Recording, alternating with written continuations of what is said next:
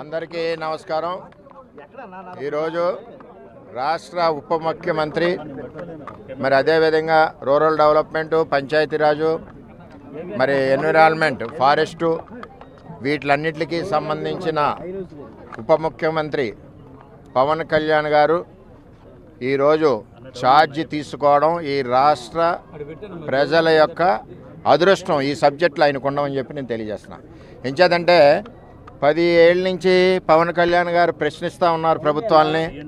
ఈ రాష్ట్ర మహిళలకి గుక్కుడు మంచినీళ్ళు ఇవ్వాలి, గ్రామాలు అభివృద్ధి చేయాలి, పంచాయతీలు అభివృద్ధి చేయాలని ఆయన చాలా ప్లాట్ఫామ్ మీద ప్రశ్నిస్తూ ఉన్నారు. వైసీపీని నిలదీశారు, పంచాయతీలో ఉన్న నిధులు దోపిడీ చేస్తే. ఈవేళ కనెక్టెడ్ సబ్జెక్ట్స్ అన్నీ కూడా ఉప ముఖ్యమంత్రి పవన్ కళ్యాణ్ గారికి రావడం ఈ రాష్ట్ర ప్రజలు, ముఖ్యంగా ఆడపడుచుల యొక్క అదృష్టం అని చెప్పి నేను తెలియజేస్తా ఉన్నా.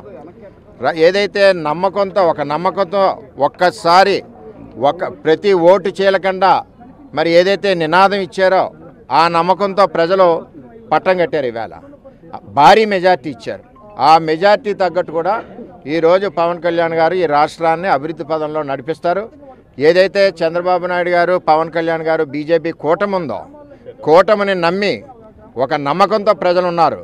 ఈరోజు పవన్ కళ్యాణ్ గారికి ఏదైతే సబ్జెక్ట్స్ ఉన్నాయో ఆ సబ్జెక్ట్స్ అన్నీ కూడా ఈ రాష్ట్ర పల్లెల్లో ఉన్న ప్రజలందరూ కూడా ఈరోజు చాలా ఆనందంగా ఉన్నారు. ఎందుకంటే పల్లెలు అభివృద్ధి చెందుతాయి, అదేవిధంగా తాగునీటి సమస్య మరి తీరుతుందన్న ఒక ఆశ, నమ్మకంతో పవన్ కళ్యాణ్ గారి మీద ఉన్నారు.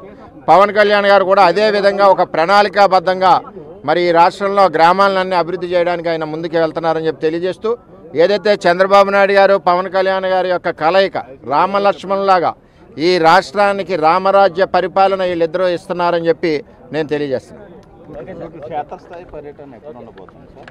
త్వరలోనే ఈవేళ ఆయన ఒక కనెక్టెడ్ డిపార్ట్మెంట్స్ మీద ఏం చెప్పాలంటే, ఆ రాక్షస పరిపాలనలో అన్ని డిపార్ట్మెంట్లు కూడా నిద్రావస్థలో ఉన్నాయి.